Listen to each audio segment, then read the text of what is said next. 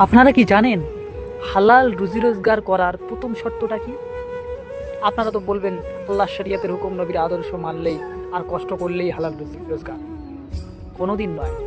এটা তো একটা শর্ত, কিন্তু আসল শর্ত হচ্ছে আপনার এই জেসেম, এই শরীরটা, এর রক্তটা পাক হতে হবে।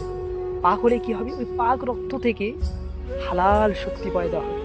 আর সেই হালাল শক্তি থেকে আপনি রুজি রোজগার যেটা করবেন সেটা হবে হালাল, এবং আল্লাহ সেটা করবে।